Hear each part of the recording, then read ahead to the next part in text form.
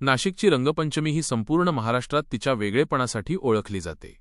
होळीनंतर 5 दिवसांनी म्हणजेच फाल्गुन कृष्ण पंचमीला ही रंगपंचमी खेळण्याची परंपरा नाशिकमध्ये पूर्वापार चालत आली आहे। ऐतिहासिक संदर्भ पेशवेकाळ। नाशिकमध्ये 5 दिवसांनी रंगपंचमी खेळण्याला ऐतिहासिक महत्त्व आहे। असे म्हटले जाते की पेशवेकाळात जेव्हा उत्तर भारतात मोहिमेवर गेलेले मराठा सैन्य विजय मिळवून परतत असे तेव्हा त्यांच्या स्वागतासाठी हा उत्सव साजरा केला जात असे। होळीपासून 5व्या दिवशी हे सैन्य नाशिकमध्ये पोहोचत असे, म्हणून त्या दिवशी जल्लोषात रंग खेळले जात। 2. रहाड संस्कृती नाशिकचे खास वैशिष्ट्य। नाशिकच्या रंगपंचमीचे मुख्य आकर्षण म्हणजे रहाड। रहाड म्हणजे जमिनीमध्ये खोदलेला एक मोठा पाण्याचा हौद। नाशिकमध्ये पेशवेकाळापासून जुन्या नाशकात उदा. तांबटाळी, शनी चौक, तिवंधा चौक अनेक ऐतिहासिक रहाडी आहेत।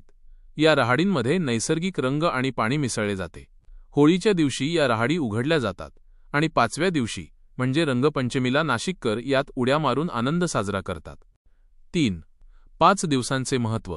धुलिवंदन होळीचा दुसरा दिवस ऐवजी 5व्या दिवशी रंगपंचमी खेळण्यामागे एक आध्यात्मिक कारणही सांगितले जाते। धुलिवंदन हे धूळ आणि राखेने खेळले जाते, तर 5व्या दिवशी निसर्गात चैतन्य येते असे मानले जाते।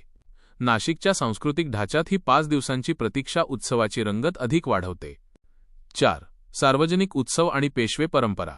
नाशिकमध्ये रंगपंचमी केवळ वैयक्तिक स्तरावर नाही तर सार्वजनिकरित्या मोठ्या उत्साहात साजरी होते।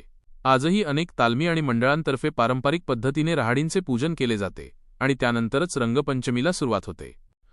थोडक्यात सांगायचे तर पेशवेकालीन विजयोत्सवाची परंपरा आणि रहाड या वैशिष्ट्यपूर्ण संस्कृतीमुळे नाशिकमध्ये होळीनंतर 5 दिवसांनी रंगपंचमी साजरी केली जाते।